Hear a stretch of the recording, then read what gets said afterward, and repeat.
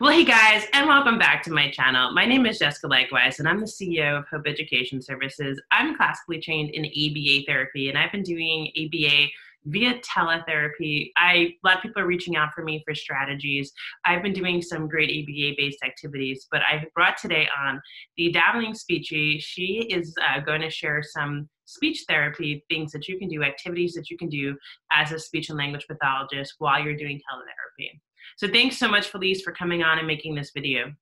Yeah, thanks, Jessica, for having me. I know teletherapy is this new world for a lot of speech therapists because there's people that already do it, but then the majority of us, we do in-person therapy. So we're kind of going, what's happening? We want to see our kids again kind of thing. So I'm going to share a few tips on activities and things that you can do. And so my big tip right now is use what you already have. I know that sounds silly or just kind of like, well, duh, Felice, but I needed that reminder. I think a lot of other SLPs needed that reminder because there's so many cool digital tools out there, but you may already have a bunch of worksheets at in your stash that you can use digitally. They call them static PDFs, but you can share your screen on teletherapy, and then with annotation tools, you can engage with the child. So you probably already have a bunch of worksheets and activities that you can use in your teletherapy sessions. Some tools that I like are the Cami Chrome extension. I would also look at how you can mirror your iPad so that they can see it. There's a cool tool called the Toy Theater where you can find spinners and some games that would go with your PDF. So those are some techie types of things that you can do, but just even screen sharing you pull up the PDF, you screen share it, and then the child can see what you're talking about and while you guys are talking back and forth. So you use what you already have. Again, your kids want to see you. They want to interact with you because that's what they wanted to do beforehand, and that hasn't changed. So grabbing a good book and reading to them and doing all your speech and language strategies to elicit, those tier 2 vocabulary and grammar, that is really awesome. I also have, I think it is, I know some SLPs haven't been in their schools, so they're at home going, I don't have any books, I don't have any materials. So YouTube has a ton of read aloud books. I love Simon's cat videos. They're free. Kids really like those. You can do so many things with Simon's cat. We can put a link to my blog post with how you can adapt those videos to meet, stuttering, articulation, story retell, pragmatic therapy. And then I like SciShow Kids. That is a YouTube channel that she has really quick videos that you can learn something like how do plants grow, and then you can talk about that with the students. So that for the first tip, use what you got. Use your already made therapy activities. If you like using puppets and play food, pull those out and just use the puppet and have your child, your student talk back to you. So use what you have.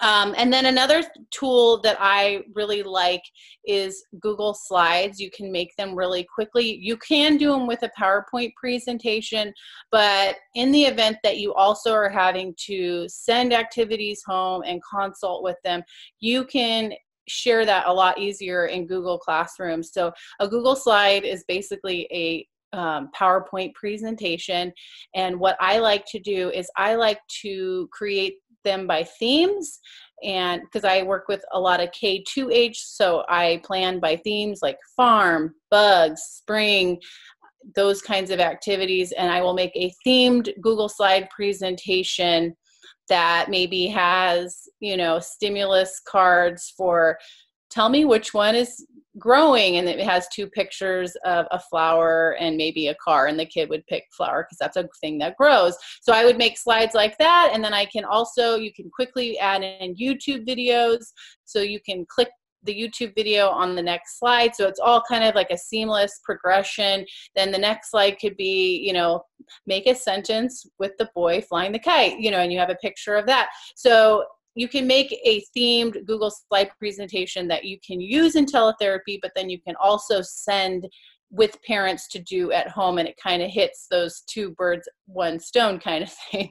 And that way, and I've done that even with my social pragmatic videos that I like, my wordless short videos. I'll put them all in one Google slide, so I don't have to rely on searching for those in YouTube in my teletherapy session. I can just know what video I want to use throughout the session, and it makes my brain happy because I don't have to search and I'm not freaking out about things like that. So then another tool that you could look into are Boom cards. I don't know if you've ever heard of them, but it's on Boom Learning. You have to have the internet, but there are tons of free ones and paid ones, and they're decks of activities that are interactive. So the child can drag the answers, they can fill in the answers, whatever way the author that created them made them to be, but they add a little bit of an interactive component. What's really cool about them is you can also assign them to students, send them a fast play code, and they can do it at home on the iPad with the parent, so it can be an extension activity as well. So it's one of those things where you can use for both teletherapy and then also to support the parents with activities. So those are my tips right now for teletherapy on planning activities. Thanks so much, Felice. Yeah, I mean, so many people have a lot of fear, and I'm actually using a lot of the same tools, and I found teletherapy is going really well. As a matter of fact, I have one parent who even said she thinks that the teletherapy sessions are better than the traditional sessions because her child is more engaged and he has a lot of stimming behavior, so he can't touch the stimulus. It's all electronic presentation, so he's doing really well with it. So many people are afraid of teletherapy, but there's so many great resources, and I think that we forget that kids like screens, and it's novel and it's unique and it's fun for them. So I find it's going really well. I'm also using online stories. I have my favorite YouTube site is actually storyonline.net. It's all put out by celebrities from like the SAG Actors Foundation, and they animate the pages. It's a really, really good resource. I'm going to check out Boom cards. I haven't found about that, but Google Slides too. I'm using those as well. And I mean, they're fantastic. I'm actually planning on putting out on April 20th. So check it out if you're watching this after that, or if you watch it before that on April 20th. I'm actually releasing my slide decks for my Google Slides on my website, hopeeducationservices.com. I know you have a lot of resources as well.